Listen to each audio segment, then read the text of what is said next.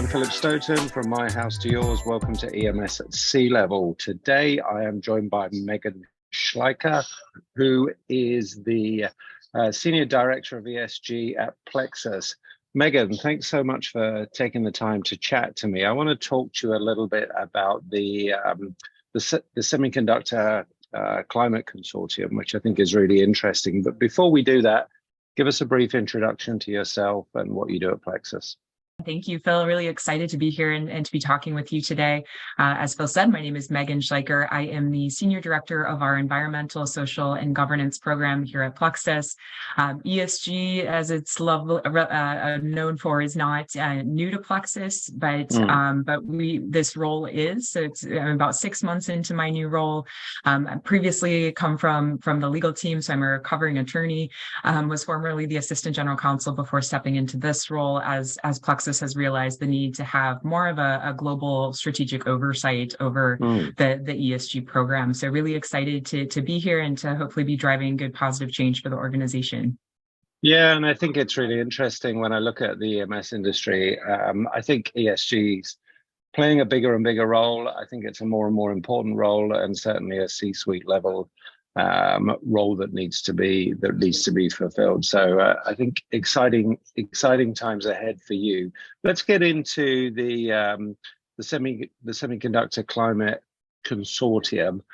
Tell me why Plexus were keen to be one of the founding members, because I think you're the only EMS company on the list of 65, which seems insane.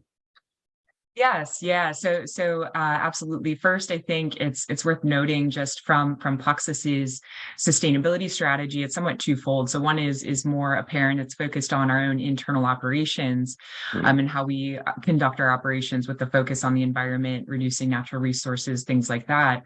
But the second piece of our strategy is really on innovation, and this is really how we can help our customers and deliver solutions and services to them as an EMS company, whether that's through eco-design principles, sustaining services aftermarket, or so on and so forth, because we really think we can extrapolate the change and accelerate the adoption of circularity for our customers through our efforts there. So when we were approached in terms of a potential founding membership with the SEC, we were really excited to again embrace that notion. Semi is an important submarket to Plexus. We've been in that industry for maybe over 19 years. But really, when you look at the environmental impact of that industry and the challenge that they're facing in terms of energy and water and the usage of that during the whole fab process, we thought the SEC specifically was a really good opportunity to again maximize the collective change we could see through the entirety of the value chain. So that was really why we were keen to join the SEC. I think that as we look to the future and how we can help, it's important that we're along for that journey. How are we innovating on our manufacturing process technology or through our design services that we provide to semiconductor companies, so that we can obviously advance the ball and decrease the impact on the environment through our own services that we provide to that industry. Yeah, I think it's fascinating, and it's a really interesting list of founding members. You've got Intel on there, you've got Microsoft, you've got Google on there. So you've got some very large players that have got a huge role to play, and then you've got people that are supplying capital equipment into the market, like ASMPT. Companies like yourself that are in the market. When you looked at that mix, did you think this is actually a group that is in so many parts of the supply chain that it can have an impact? Absolutely. I think that's what kind of most intrigued us was there was a gap for EMS. So we obviously we want to lead in ESG. We want to be that key partner to our customers as we continue to develop innovative solutions for them across environmental sustainability. But yeah, the fact that kind of every step along that value chain was represented really gets some positivity and excitement around the actual change that we can drive and how to accelerate the change that we're trying to do each on an individual level. So obviously, harnessing the power of the entire value chain is so critically important to advancing circularity principles. And I think the list of founding members here really represents the ability to actually drive transformative change. So very exciting. Yeah, absolutely. So when I look at sustainability from a EMS point of view, I think it's really fascinating because, as you said, there's a big sustainable story about how you operate. So how you actually build stuff, how you run your plants, where you get your power from, your energy, water usage, all those things. There's product you're making. So what's the product life cycle? What impact do they have? And then there's new technologies that you're able to help your customers develop that actually have a potentially a positive impact, or maybe a mitigating the current impact of climate change, which is another market that I think is really growing. It's a very complex story for you, isn't it? When you look at the life cycle of a product, to be able to see where you can have the most impact.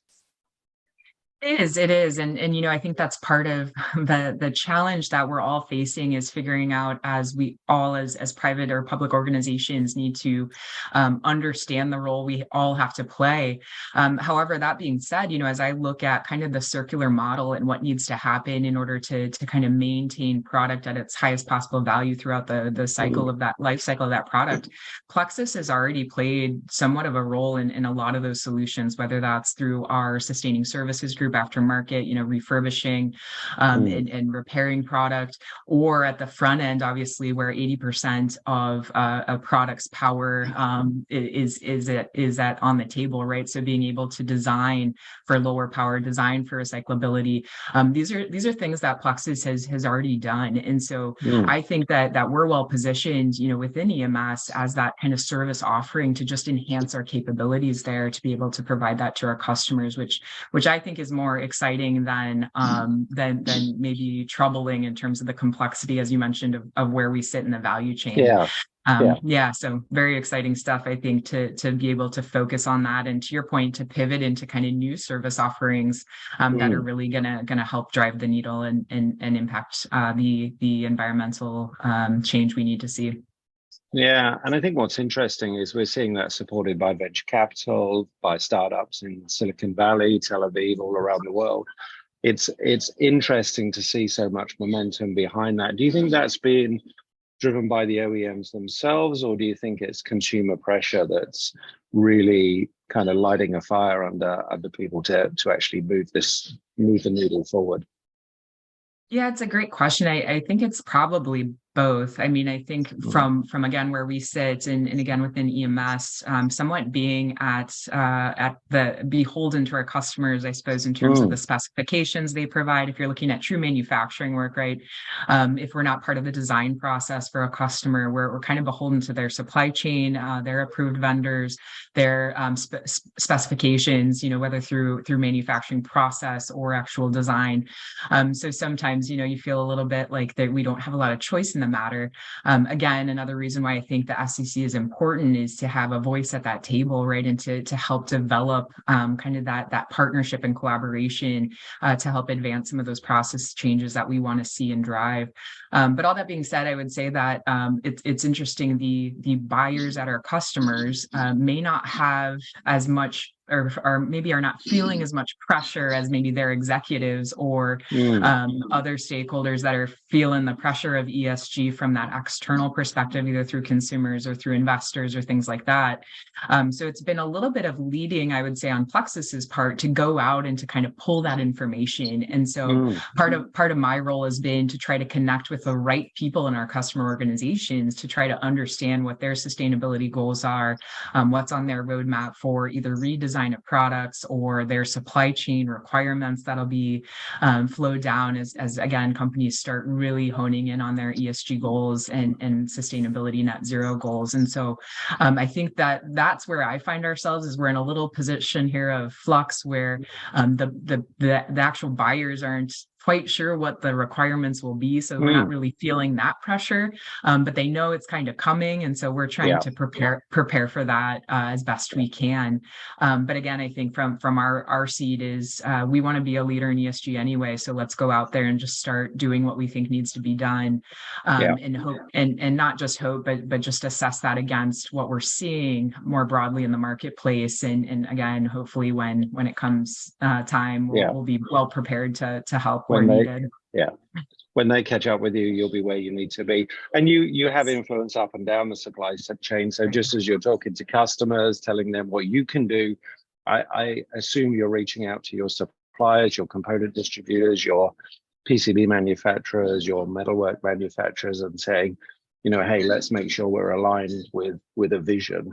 Is that something that you're actively involved in?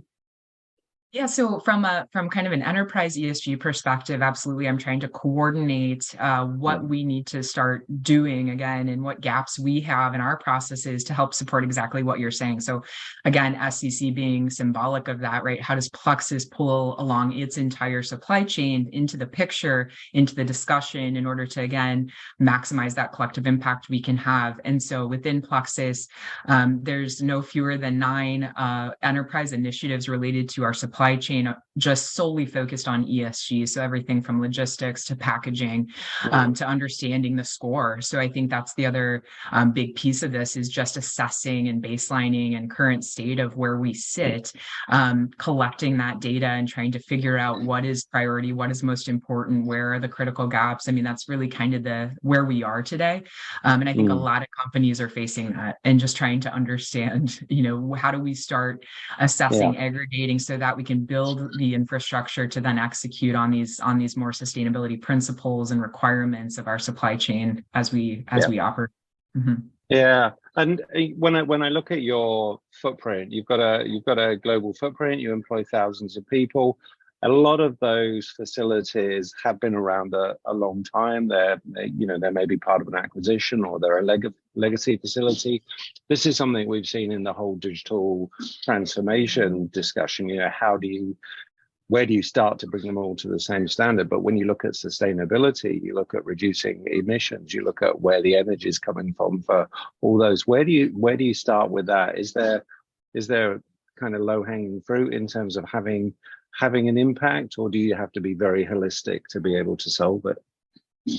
I think there's a lot of good low-hanging fruit, but I do think in parallel we have to start identifying what is our global strategy over the long term. So couple things to highlight as some investments we recently made across our manufacturing facilities to install sub-metering devices, and the result of just having access to the data associated with energy efficiency across our organization was remarkable in terms of driving down the use of electricity and seeing where there were inefficiencies.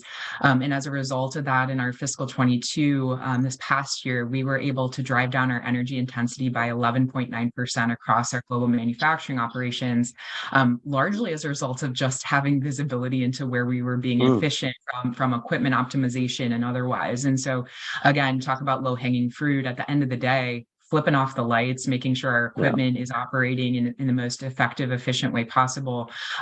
That's kind of that's step one, right?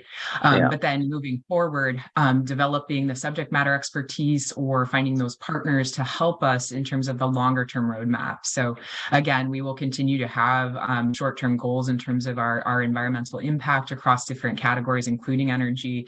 But we are still developing that longer term strategy to make sure that we're not just looking at energy intensity, but looking at that from an absolute perspective as well, which I think, again, other companies are trying to rise to that challenge as well. So yeah, and I think when I look at what you've done in terms of becoming a founding member of this group, a couple of things that really stand out to me: the opportunity to lead the EMS market in this sector, which I think is really exciting, because I think it's going to become a more and more important measure from an OEM point of view, but also as consumers look at where stuff's being manufactured. I think that's hugely important.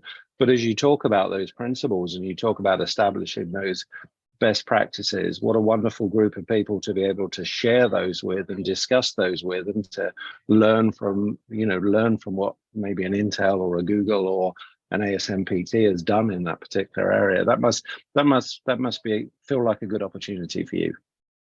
Absolutely. You know, this is probably the most exciting kind of transformation that I've seen in my, 10, 11 years of being part of Plexus as an organization. You know, again, I come from legal, where we're very concerned about proprietary information. And then you see this shift in terms of addressing the climate crisis and combining forces with competitors or others, obviously taking antitrust into account, right? But what I've seen is just this collaboration to these common set of issues. And how do we create the working groups and the infrastructure and bring the smartest of the minds together to help, again, collectively solve the issue. So I think that shift has been some of the most exciting things and opportunities for us and for me stepping into the role is how to tap into that and to engage that and to really use that to everyone's advantage. So I think that's a really exciting shift that we're seeing across sustainability.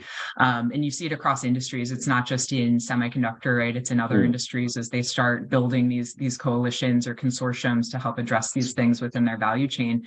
But yeah, kind of the freedom and access to the best practices is a huge benefit in terms of joining the SEC as well. Yeah, and everybody sees the value in openness. Everybody sees that, a rising tide lifts every boat. So it's a great situation to be in. Early days for the SEC, but obviously it's going to develop and develop. So I look forward to talking about it with you and with the other founding members more in the future. But in the meantime, Megan, thanks so much for your time and thanks for talking to me. Yeah, thank you so much, Bill.